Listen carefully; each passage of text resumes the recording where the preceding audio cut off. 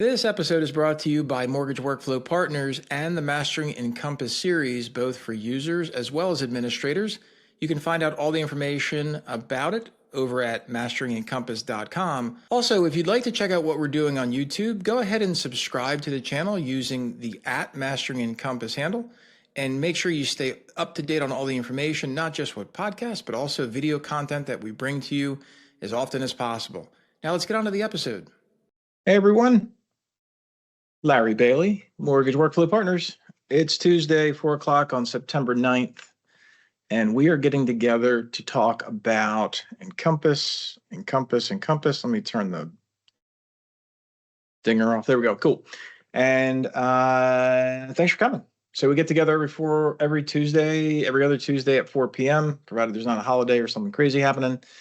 And we're going to continue talking about our 12-part workshop series. This particular one is all about secondary. And so basically, if you're coming here today, maybe you know a little bit about secondary, maybe you don't.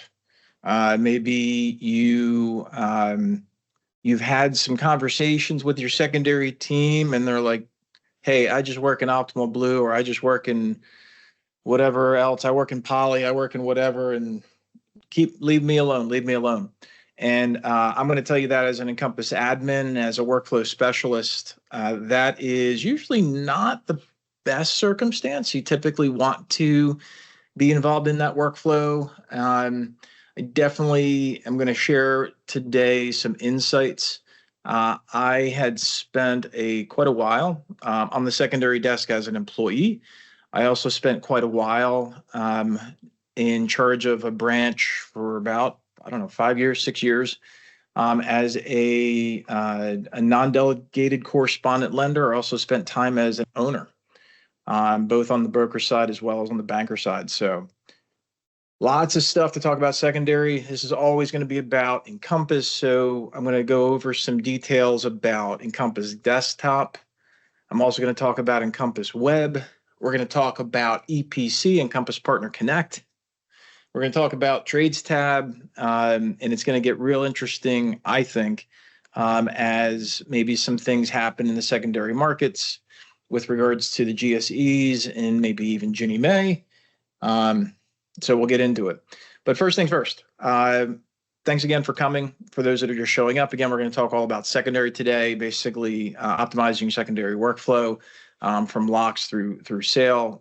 We're going to go over some topics. This thing's being recorded, so if you are not able to stay for the whole thing, check out the replay. You'll find it in the Mastering Encompass community. And on that regard, keep in mind that we are always looking to help Encompass administrators as well as Encompass users with their best learning methods to master the Encompass platform as admins or as users. All right, so let's get into a couple things. First of all, when it comes to secondary, right? I'm going to go ahead and share a screen here for a second. There we go. So a little handy dandy PowerPoint lock test to loan sale. And first thing I want to draw out, right? Secondary. So there's a lot of times where there's a lock desk, and then there's like post-closing, and then there's accounting, and then there's executive oversight. And I want to really focus in on what I believe secondary's responsibility is to the organization, which is literally to make money out of money. It's pure arbitrage. So the idea here is I'm going to come up with a product at a price that my sales team can sell to my borrower, so I can get the borrower to pay a certain amount for money. And then I'm going to go take that trade effectively. A trade is effectively an agreement between two parties, right? So the borrower agrees to pay 7% for a 30-year fixed Fannie Freddie deal. And then secondary's job is to go take that trade and go sell it and go make more money. Now, the crazy part here is that's not complicated, but it's extraordinarily intricate in how that happens, because of course, what we think we're going to make up front isn't always what we do make in the end. And then in the middle, there's all kinds of things going on. And whether you're an Encompass administrator or you're an Encompass user or you're on lock desk. There's lots of things that are happening. Naturally, right now we're seeing the idea of mortgage rates falling. It's funny. A lot of folks were like, "Oh, wow, we're gonna see some interesting things and different secondary, different ways to manage that distinction between buying the money and selling the money and how things are going to happen." The first thing that I thought of was hedging. We're not going to talk about hedging today. Like, that's not my thing. It's certainly not important for this flow.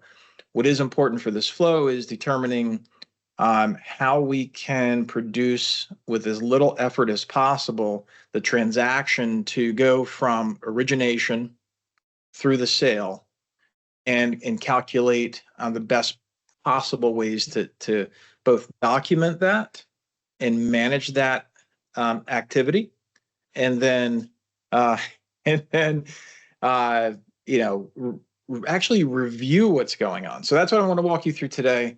As Sean Foote just did, if you have any questions, comments, anecdotes, whatever, throw them in the chat. I will keep my eye on that as best as I can over here while I'm paying attention to this screen over here. Maybe one of these days I'll get an MC in here and they can manage some things for me.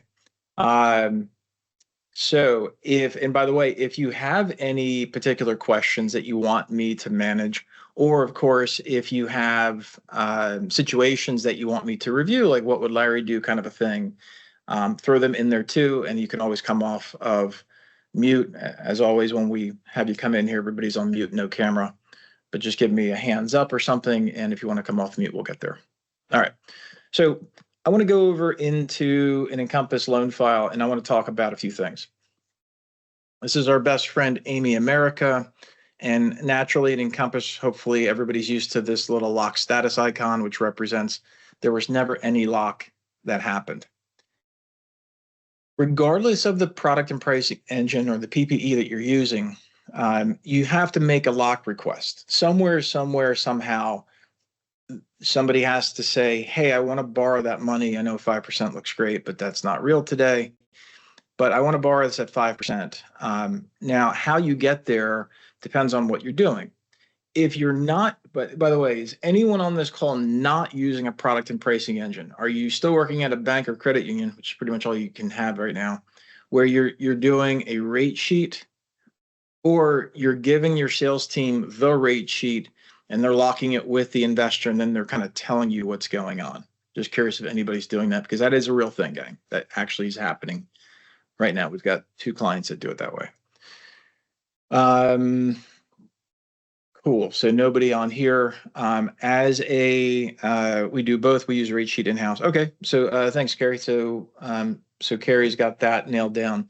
And the idea here is, if you're doing that, this is the reason why I brought this up. Even if you're doing that, what I do not want you to do under any circumstance is kind of skirt your responsibilities and just go down here to the borrower summary origination and go down here to where it says lock, and then enter in the lock date of today, right? And the number of days is 30. And you'll see that changed. Now, if you're the kind of company that thought that changed when you clicked this box, you'd be wrong. It's actually on our admin test. And a lot of people get that wrong. And watch, I'll show you what goes on here. If I clear that out, that goes back. If I check this box, look what doesn't happen. Okay. So the idea here is that if you are going to have any workflow that does not involve secondary registration, I'm going to ask you to consider that you change that. Even if you're doing an in-house rate sheet, even if you're doing, the loan officers or the bankers, it typically goes like this. Usually it's the bankers finding the investor's rate sheet and they go lock it because they're responsible. Do not let them come in here and just put dates and then rate is locked. The reason why I'm saying this is not because of the fields. The reason why is because it doesn't actually let you track the money. And let's go talk about that. So Kevin's comment is we use OB for secondary and in-house loans, built our in-house loans in OB and saved us a lot of headaches. Yeah, and so what Kevin did in OB is great. You could also do this in ICE PPE with custom program management. The idea is you want to use something that gets you to here. And I'm going to show you in desktop what this looks like, and then I'm going to show you in web what it looks like. I've been advocating now for over a year for the companies that may not have a good use case for using Encompass web interface for many of their teams. Secondary is definitely one of those teams that you can have them jump into right now and use it because it's easy in, easy out really quick. And then, of course, if you're using something like OB, I don't know, Kevin, if you've gone to OB EPC, but if you have, then you're able to really take advantage of the limited lock capability where somebody can be in the file. Kevin, in this case, or his team can go in and actually lock that loan through OB, and the user can stay in the file. It'll actually update immediately to locked. And there it goes. So let's go over into secondary registration tool. And again, for those that already know what this looks like, that's great. Kevin, yeah, definitely test the heck out of EPC, make sure it works, all that stuff. So here's the reason why this is really important. And again, secondary registration tool, I think came out in like 2008, maybe 9 or 10 or something like that. It's been a while. And back then, again, a lot of folks that used Encompass were not high-end bankers. They were actually either brokers or they were non-Del correspondent lenders, things like that. And so what ends up happening here is they don't track the iterations. And what's important to understand is these fields in here, if we go through and we do new lock, this is going to pop open. It's going to take a second. I'll bring it over on this screen. But this is going to really isolate out each one of these table events with each one of these fields. And in the admin tools, when we go through the admin training, I talk about that this field right here, if I can get it to shimmy, is not 2152. Right now it is. But once we go to lock and confirm, that becomes lockrate.confirmed.2152. And this is super important to understand when we talk about workflow modernization, because if you just use 2152 in any of your rules, you're going to see a lot of inconsistencies and possibly even false positives, or even worse, false negatives, meaning something doesn't fire even when it should, or something does fire when it shouldn't. So the reason why we want to do this is because as we go through the request side and we go through the buy side, all of this data is getting recorded. Does anyone here on the call use like MCT or some other hedge company that integrates with Encompass?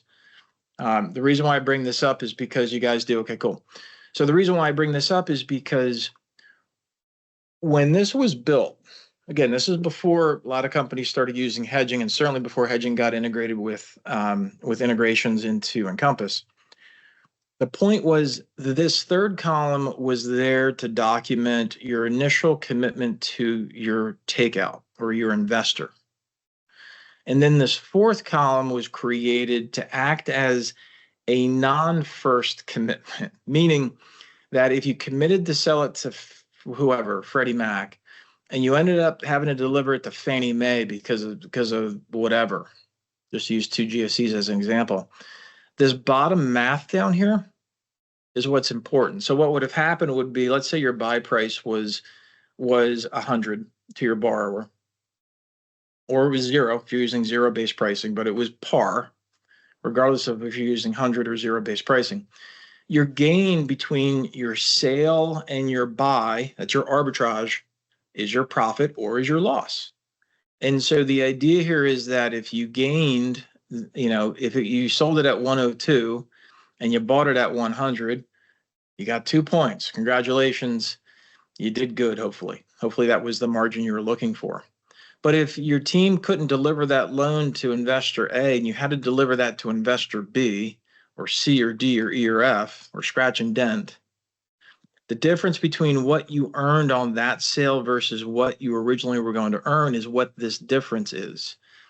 And the reason why I bring this up is because if you're using a company that integrates directly into here, what's typically happening is they're putting the actual mark to market here, and then they're putting the actual sale here.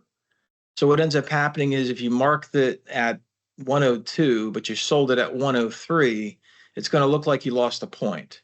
So just I'm bringing this up because I got into this big conversation with some of these folks last year or the year before too, where in the reporting aspect, when we got into doing like a settings review or workflow review, these numbers are inverted, meaning that a negative is good in this field if you're using a hedging company. If you're not using a hedging company, then a positive in this field is good, meaning you made more than you originally expecting. How does all this tie into this conversation today? This is tying in because you need to know where the money's coming or going. It is not unusual for most Encompass admins to be hands-off when it comes to secondary registration. How do I know this? Because I've been teaching it for a long time. So what ends up happening is I come to secondary setup, and admins who have been adminning for a long time are like, yeah, I don't go there. Yeah, that's so-and-so in secondary. They manage that. To which I say that's fine that they're managing it, but as an admin, you got to know what's going on, especially as things continue to change. Encompass continues to change. Optimal Blue, in this example, continues to change. You know, it wasn't that long ago where this list up here was pretty short. You got a ton of people in there now. And I'm calling companies people for some reason, but you have a ton of companies in here now. And so what's really important to understand is how is that affecting your workflow? It's really important. And so when we come in and we're looking at a loan file, earlier today I was on the partner advisory board meeting. Unfortunately, I literally got back off of PTO this morning, like at 8:30 to my house. Partner advisory board's in Atlanta. I don't live in Atlanta. And so I joined it via remote call-in, and I was able to have the benefit to see what ICE is rolling out over the remaining 26.1, 26.2, 26.3, and then 27.1. So the game plan that ICE has rolled out, by the way, if you've been around and working with Encompass as long as I have, or even slightly shorter, it used to be where Ellie Mae in the past put a lot of pie in the sky stuff out there and give you a lot of hopes, and then you kind of waited. It's not that way with ICE Mortgage Technology. They've only had it for a few years, but what they continue to show us is that when they put something in writing as a commitment, they call it a commitment for a reason because that's what they roll out. Why is this important for today's conversation on secondary? Because when you go through and you're doing your workflow, first of all, hopefully everybody's got that high on your list to complete, or at least partially complete, a workflow review this year of your organization. And if you're not doing that because you don't have resources, please call Mortgage Workflow Partners. It's $500 a department. We're the cheapest out there. And honestly, I feel we're the most effective in what we do because of how we do it. You can see a review. If you go to mortgageworkflowpartners.com, you can see an example of what we produce. Why am I bringing this up again? Because the entire format of what's happening all of next year is going to be data workflows. I posted something on LinkedIn this morning just to kind of bring it up. But I've been talking about data workflows now for a while. And when it comes to secondary, everything's data. Does anybody, I'm curious on this call, there's about 33 other people on here besides me. Does anyone have what I created, what's called a secondary comparison form? So just a very basic input form. I created it for AFR back in 2014 at this point. And what it does is it compares critical fields that are in the file based upon last lock confirmed to the current fields of the same purpose for the, different field IDs, but the same field values, to make sure that that file is not different from the lock. So if you're using that, fantastic. If you're not using that, obviously ICE has got this lock comparison tool that is out there. and you can go in and you can manage the fields kind of a thing, totally fine. I find for me the reason why I don't necessarily like that is because I want to make sure I can capture specific calculations on fields on if they don't match. Yes, it's more work than what's already natively built, which is a little bit counterintuitive for what I usually say. I usually say go native first. But the idea is with the values that are in here that you can configure in the settings, like you can look at all fields or only fields with changes. As long as you're using something, if you're not using this, and you're not using the comparison, if you're looking for like a profile change, if you use OB, I'm just kind of throwing it out there that you may want to come back to some type of consideration. And the reason why I'm saying this is because as we move into all of next year, ICE is going to be delivering more and more data directly into the loan file. That's your appraisal data, your title data, your if you're doing homeowners insurance through an EPC vendor data, all your verifications. If you're using DDA or some other third party like Ocrolus or Gateless, these are companies that are just pumping data. And ICE's goal, and I heard it again today, ICE's goal is to give you as an Encompass user and company the most comprehensive data set of your file that you've ever could have imagined, plus some. And when we have this kind of data coming in from all different kinds of sources that we might not be aware of, we have to make sure we have these watchers or these sniffers in place looking for a deviation from what we're expecting and then have it do something that will, to stop the process. It's kind of like the old Japanese automaker where it was insane for someone in the US auto manufacturing back in the day to think that anybody could pull the stop on the assembly line when they saw a problem. And what Japan taught the rest of the world is that person who was able to had the authority and the responsibility to stop the entire production when they saw a problem, it saved countless amounts of money and effort into making sure whatever problem was happening is fixed at that moment. And when it comes to secondary, there is nothing more important than that because this is real money. So is anyone not using that? I'll reverse the question. I asked if anybody was, nobody raised their hand.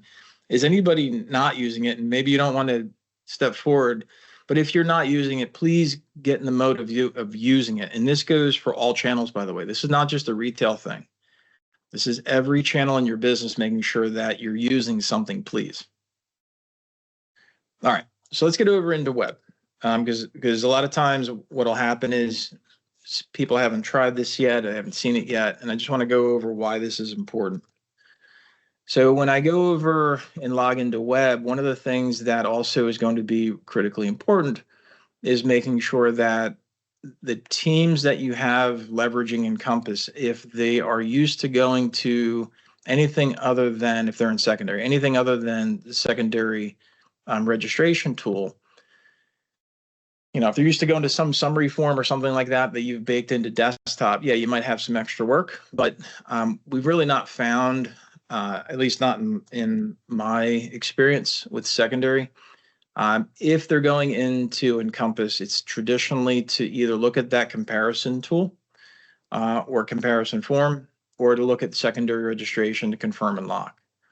And so in here, if you haven't seen it yet, you can come over and you can look at the secondary registration tool. Pops up a heck of a lot quicker than desktop. And then when we go in, everything else is just the same. So I'm effectively showing you that there is no technical difference between these two other than speed. And whatever setting you create in desktop to include for extra fields in loan snapshot or lock request will also appear. And again, on the buy sell, it's kind of giving you that piece. Differences obviously are just user interface. So if we come over into a lock comparison tool again, you'll see that this saves you a lot of development time, which could be cool if you're not using something. But if you are using something that is in desktop, obviously you'll need to decide if you want to display that or in my workflows, it's not even important that they're, to see what the issue is. As more important to see that there is a problem and that we've got to go do something. So again, if we come over into this spot and only the fields, it gives you this piece. And again, you can manage these settings in terms of fields in the desktop settings to see what's included in the lock comparison tool. So having said all that, we go in here, we've got the lock, process the loan, we go to sell. Before we go to sell, the loan's not ready to close. We've got a lock expiring. I'm sure we all have this. I really hope that you've been very good at paying attention to two kinds of things that you can use. Number one, of course, is a notification template. If you're a kind of company that's still relying heavily upon email notifications, I thoroughly encourage you to use notification templates for that communication. But truthfully, I would also want you to leverage workflow tasks. I'm a big proponent of leveraging workflow tasks, especially as it comes to when it comes to locks expiring. So if you're not using this, here's just an idea for you. Go to your scheduler templates, create some scheduler templates that say something like, X number of days before something, like before the lock's expiring, or 7 days before estimated closing. And you're going to fire these scheduler templates off to make sure that you do one of these two things, which is to either have a workflow task that goes out to say that we have a lock. I don't know if I have them in here. No, I don't have that. Or we also have our notification templates where we can go X number of days prior to lock expiring. So I want you to make sure that you're leveraging these, mostly because you don't have to worry about some non-native technology not knowing what today is. And so that's the whole point of leveraging scheduler. Second thing is figure out what your teams are doing. If your teams aren't used to using workflow tasks, this is a great opportunity to introduce them to a task pipeline to show how many locks do they have are going to expire before the loan's closed or funded, depending on your workflow, that they have to manage certainly, in a certain way. Same thing goes with notification templates. Again, you have the ability to let these things fire out at a certain time of day, just using native Encompass, number one. Number two, make sure that you've got your sender configuration. This is a DNS level setting, so you don't have to worry about using SMTP, which will make your IT teams very, very, very happy. So when we go through and I've got that loan processed, I've got that loan locked. Another way to angle this too, and I'm going through this myself, I'm doing a non-QM loan. It's a bank statement deal. Loan's not locked until it's approved. Sometimes people forget that the loan's not locked because it didn't come in locked. And so we've got to make sure now that the loan got approved. That's great. We've got a closing set. That's great. When do we want the borrower to lock? Are we within 30 days of closing and it's still not locked? That's, again, another reminder or another opportunity to send a reminder that we've got an unlocked loan that needs to be locked, or a task, right? These are two ways. But once that loan goes through, something else that ends up happening, ever have a loan program change? And that sends then it sends a series of communications or work to the secondary desk just because the loan program changed. I'm going to tell you right now that when you look at your secondary teams, if they are living out of either profile request changes in OB, or they're living out of their email box because they're constantly getting requests to do stuff, I'm going to encourage you to reconsider something really important, which is to say either enabling auto lock for some of that activity, or even all of that activity, depending on what kind of request it is. A lot of companies, when we go look at their workflows and we look at their auto lock, whether it's within, it doesn't really matter the PPE, but it's the workflow of companies not feeling comfortable with auto lock because they think they need their secondary teams to review something before they'll actually lock that loan. I'm using air quotes a lot here if you're not watching me, because that's usually what it means. It usually is somebody's going to go make sure that the loan data in the file that produced the quote from their PPE is okay at that point. Makes no sense. None. And so either you believe in the data of the loan file as it goes to the PPE to produce the outcome for the quote that was requested, or you don't. And if you don't, you in your settings in your data so that you can. Because truthfully, the only time a lock desk should need to get involved is if you've got to apply a concession. And there's actually some PPEs that support that within their PPE side. Or if you've got to go in and make an override for something because your settings just won't give you the data you're looking for. So as we work through the workflow, we come into the file. Part of what happens here is we go to deliver. And so if you're using desktop for delivery, obviously you can come back into, let's see here. I don't want to go back to pipeline. Let me just do America real quick. I go over to testing because I think I'm in live production here. Not prospects, Larry. Sorry, guys. Where is my training? There's my training. Cool. All right. So if we come back over, hopefully you're using Investor Connect for delivery. One of the biggest things that we have going for us in delivery and getting those loans purchased quicker might not sound like secondary, but again, every day is money. And so when we come over and we want to deliver this loan, we want to just go over into loan delivery services for the loan that we've highlighted and send that loan off. Now, if you're not using Investor Connect yet for your delivery, this, by the way, this list keeps getting longer and longer. All right, and you also have warehouse lenders up here and due diligence firms and servicing. It's not very long yet, but it's getting there. The idea is when you come over here, I'll pick on Chase. You've got to have Chase set up in your EPC, right? Just like if I go down to New Res, same thing. You've got to have the user set up in EPC to get this out to the investor. And what's really magical about this for delivery is that when you are going to imagine the future where you're using enhanced conditions and they're using enhanced conditions, there's a huge piece of setup. Remember that up in the settings when it comes over here into delivery. Investor Connect. This is your deliver loan side, and so the idea here is that, and you probably only see deliver unless you have TPO, but this is what we're talking about. These guys right here. So now you can go ahead when we get everything set up properly, check with your investor, but this is money, gang.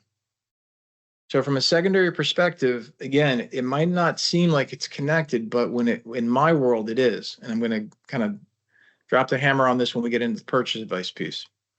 So make sure you got this configured properly. Make sure that you're not letting details slide. Always check your times of delivery and your speed of delivery, and also check with your programs to see which ones you're not delivering via Investor Connect. Hopefully that loans not being delivered to Investor Connect is small in your overall production, and it saves your loans from being purchased that much quicker. One of the things that came up also in today's partner advisory board meeting, which was music to my ears, is they're really starting to understand, Sam Lindstrom was the one who was presenting this piece, but really starting to understand the use of loan status. And for those that have been working with me or paying attention to what I've been saying for years now, I came up with this concept of using a loan status field and updating that status of that field via custom field calcs, which can use interoperably milestones as well as other fields to determine the status of that loan, and allows for me to develop the most complex solutions for the most complex workflows in a single field. Why is this important for this conversation? Because in secondary, I need to know where that loan is so that I can properly manage my execution. Going back to the secondary registration tool, remember that we've got this capacity to document what we bought the money for. We've got the ability to document what we sold the loan for. I don't know why this isn't cancel, close. There we go. Thank you. So now when it comes time to reconcile, one of the things that in this 12-part workshop at the end, I think it's at the end, is I talk about loan level accounting. You might be surprised, like you might even be shocked about at how much money is not made between the loan being closed and the loan being sold. And there's a few things that I focus in on that conversation. Today's all about secondary, of course. And so when you go and you use your purchase advice tool, this thing is so simple to use, and I see so many companies not doing this properly. So you can see where it's empty here. The reason why it's empty here is because secondary registration tool is not completed. So if you're not going to complete the secondary registration tool because that's just not your thing, and you have your teams not using this, you're not reconciling. And I don't even know how you're tracking your money. That's the biggest of a problem. Second biggest problem is companies come in here and then what they'll do is they'll fill in both sides and they'll lock it. They'll do like that, or they'll do this, right? Or maybe there's no SRP, maybe there's just a dollar amount, and they'll fill in both sides. Again, there's no point.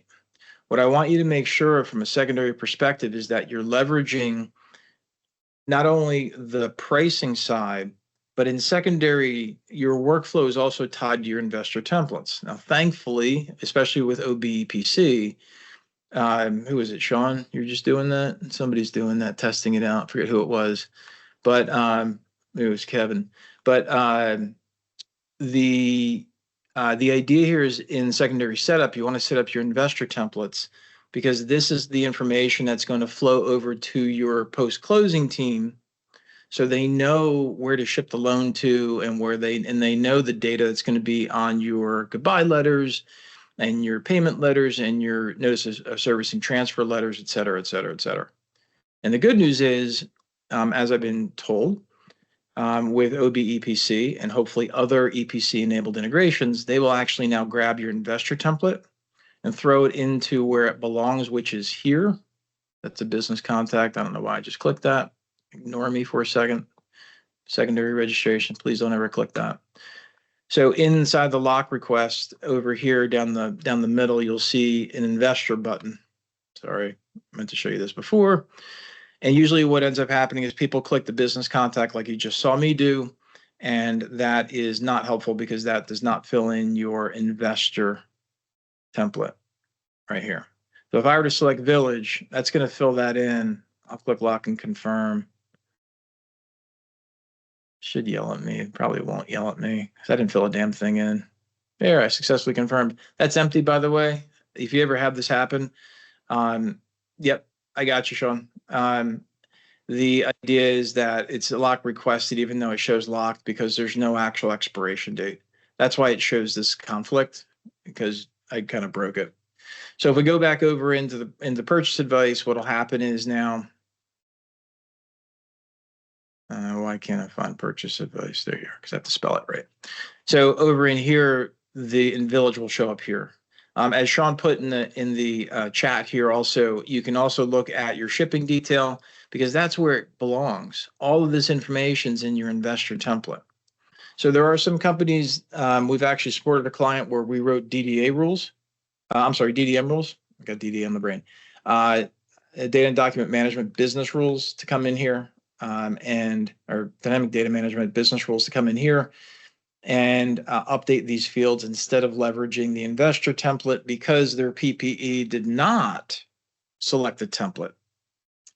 And they would just simply put a value in this field Venn.x263. And so you got to have this other stuff filled in.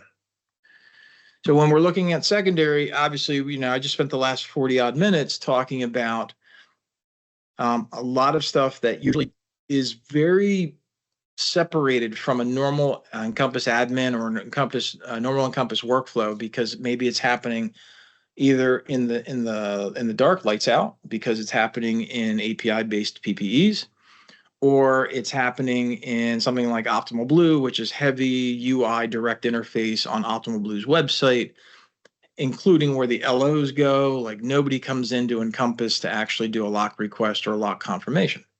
I'm totally fine with that. But at the end of the day, we got to make sure the data flows in here properly so that not only do we have a correct purchase advice reconciliation, making sure that we actually got paid what we were supposed to get paid. But then we also have on the shipping detail, we also have the information flowing over here. Sean, does ICE PPE select the investor template? Well, you're in here. So in terms of ICE PPE, when you go through this workflow here and everybody kind of comes in, your secondary team is getting the request and they're going to the secondary registration. And here's where they're confirming.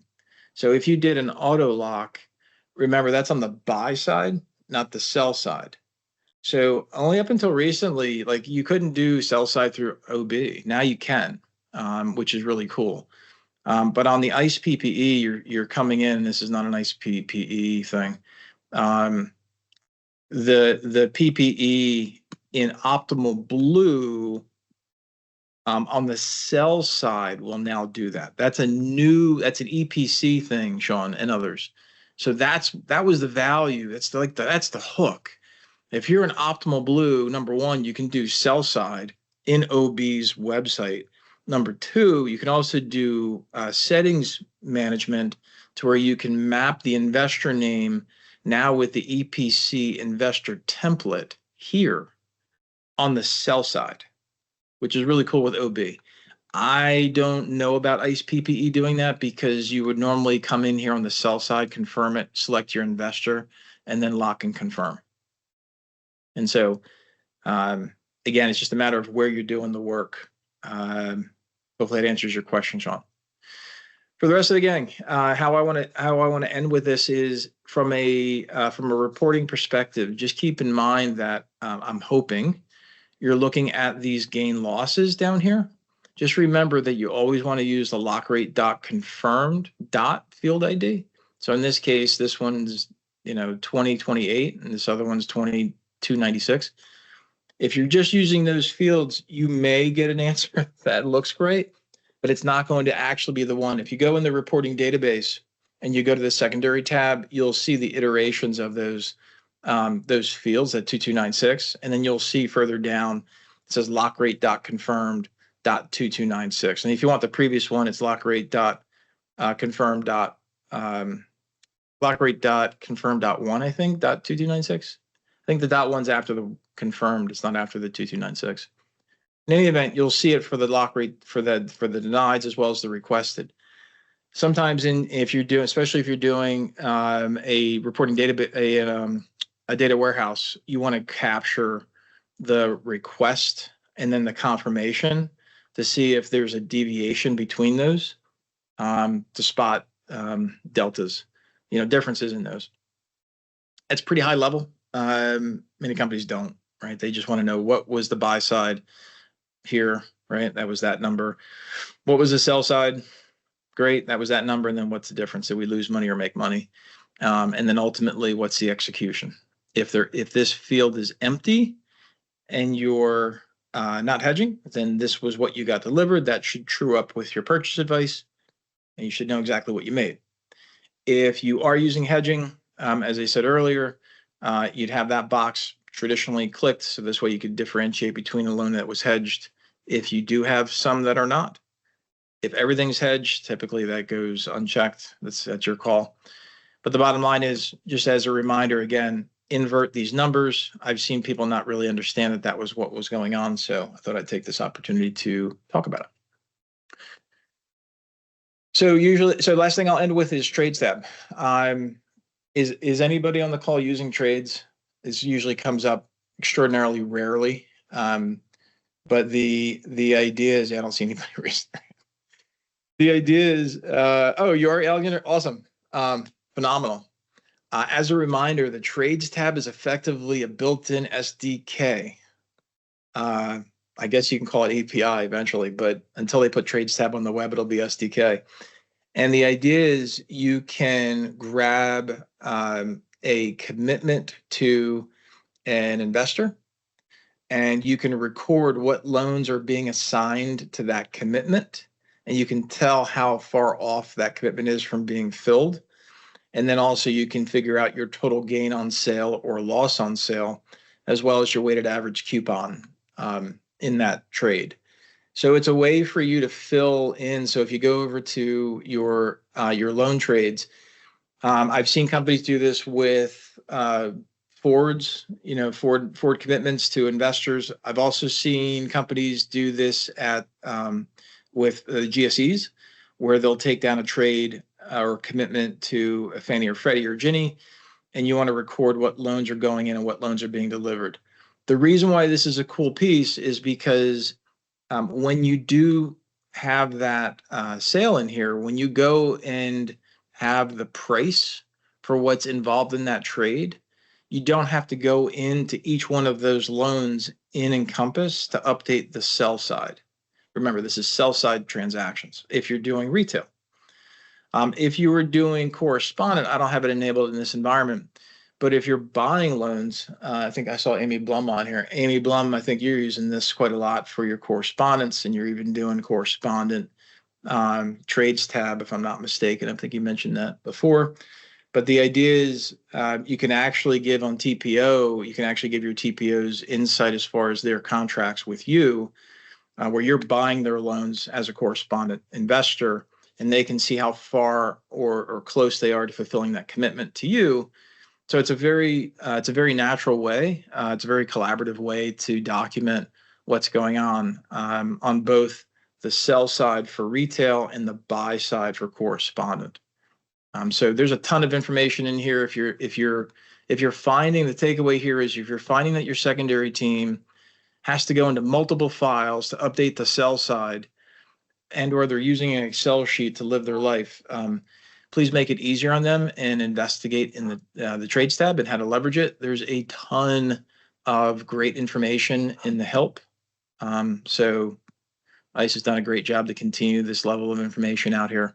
Thoroughly encourage you to check it out and leverage it as much as possible. So that's it for this particular topic. Hopefully this has been helpful for you. Does anyone have any questions at all before we end? Next workshop is going to be all about disclosures, and we're going to walk through compliance automation as well as closing disclosure workflows, including conversations about fee level COCs. Exciting stuff. As well as how to deal with file readiness. I'm going to talk a lot about file readiness, which I know I covered in the initial disclosure part of the workshop, but now I'm going to show you file readiness for closing. So Jennifer loves the fee level COCs. If you don't know what I'm talking about, you should check it out. It's really helpful. All right, gang. I really appreciate you coming today. I don't see anybody has any questions. I know secondary is always so exciting. Wait, PA tool enhancement, add a copy button next to each fee, line it to reduce. All right, so let's talk about that, Sean. You want somebody to come over here and you want somebody to click copy, copy, copy, copy, copy, copy. Is that what you're asking for? Which it sounds like you are. I'm imagining you also like tests where you have tasks and they can just go tick, tick, tick, tick, tick, tick, tick. Like, yep, I did all that stuff. That's not an accounting thing. And I'm going to speak like an accounting person because I took accounting and I was an accountant for a hot second. The reason why you want them to free type in here is because you want them to free type. We want these to be administratively entered via template or preferably DDM rules based upon who the investor is. And so by confirming each fee by manually typing, it actually is a cathartic experience. It's an accounting thing. Just like we want our accounting folks to actually key information in, unless they can get it from a source that's trusted. But we want them to do that because we want to see if there is $163,000 difference or zero. And if there is a difference, we want them to document why there's a difference and then put their thumbprint on it here as to why there's a difference. So you can certainly ask for whatever you want, Sean, but I'm going to tell you right now, you do want them to free type in here. I did, because that's an accounting thing, dude. Yeah, Jesse's like, you can often get the PA as a digital version. And yeah, if you want to, if you get a, if, and here's the crazy part. If you can get what I really want you to get is the PA directly from your investor, which again, let's go back to here. Let's go back up to here, and let's go back to here. Funding details. It just refreshed on me, but funding details. This is what I want, because I don't need to do a PA. I don't need to do PA workflow unless the reconciliation's off. So imagine a future not too far from now. We sell the loan, the investor clears the conditions, they have automation on their side to automatically fund that loan. You automatically accept the loan, and that loan file gets updated on the actual side. And the only time somebody comes here is if the reconciliation difference is not zero. And that's a workflow task that's fired based upon that action.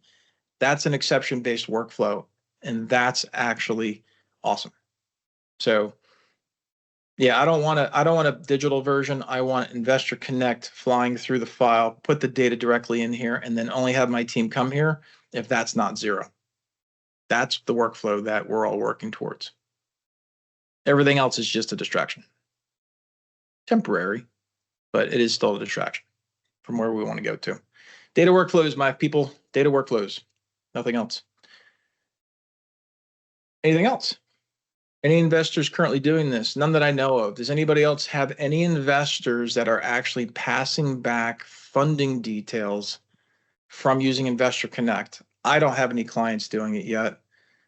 Jesse, I don't know if you do or if anybody else does that's on here. But if you do, put it in the community and tell Sean all about it. Sean's dying to know. You would think the investors would be talking about it. Like, I'm waiting for this, like condition delivery. I want it bi-directional. Heard whispers that Chase might soon. Okay, cool. Is Chris on here? I don't see Chris. We'll have to trap him at the. Everybody gang up on Chris. Is Chris still working at Chase? But gang up on the Chase people at the conference in March. Hey, by the way, I don't know what the booth number is yet, but Mortgage Workflow Partners will be there. We're doing a 10 by 20 booth. On one half, we're going to have all about workflow stuff where you're going to tell us how you want to automate. We're going to show you how we go through workflow reviews and how we actually automate companies. And then the other side is going to be our service team, and they're going to show you how we're helping people with all kinds of other stuff. So can't wait to see you at the experience. I'll be in Boston on Sunday, Monday, Tuesday next week, and then Dallas at the end of the month. So if I run into you, that would be awesome. If not, sorry I missed you. But at the very least, I'll see you here next Tuesday at 4 p.m. Eastern. Thanks, everybody. Have a great rest of your day. Go secondary. See you guys. Bye-bye.